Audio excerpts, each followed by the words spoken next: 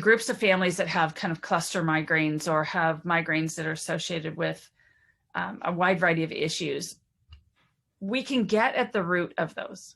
And a lot of times, if it is a mom and dad and kids, not necessarily just female children, but male children as well, that tells me that we need to really look at micronutrient testing. We need to get to the bottom of the issue, because children need to be at school. They need to have beautiful, full lives. They need to experience a very happy childhood and then grow into amazing individuals.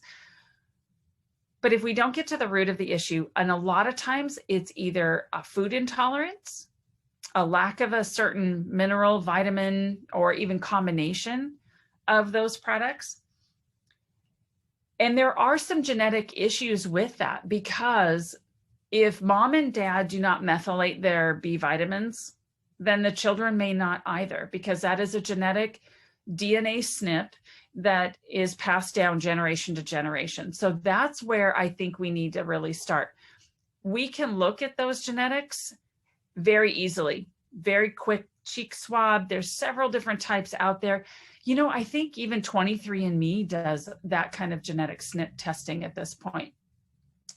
But 3x4 Genetics, fabulous test. Again, just a real quick cheek swab, looks at 36 different indicators. So you can really hone in on different organs and their health profiles, not just the brain, but also internal organs. You'll look at sex hormones, you'll look at thyroid hormones, how someone assimilates caffeine, how do they metabolize salt, and even should this individual be a long distance runner, should that be their mode of exercise, or should they do short cardio kind of bursts? When we can find the root cause, we can see huge issues alleviated, not just for that family, but for generations to come. So to me, that is the best patient outcome ever. Getting to the root of the issue, because it's not just, I'm going to grab a Snickers bar and some caffeine when I start feeling the migraine. That really is counterproductive, because of how it then affects the gut and how it then affects other metabolic issues down the road. Some women are prescribed birth control pills to help with migraines and menstrual cycle issues. And oral estrogens, we know, will dramatically change the gut biome. So the gut has one single layer of skin cells. And anytime that is disrupted, then metabolites and toxins and other things that are supposed to stay in the gut actually can leak through. Sometimes that can be called leaky gut or IBS, or even intestinal overgrowth, a lot of different issues.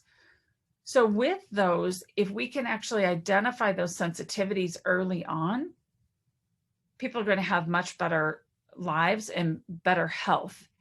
So it is fairly common that families kind of share issues, that maybe the triggers aren't exactly always the same. And as we get older, sometimes migraines and headaches tend to lessen.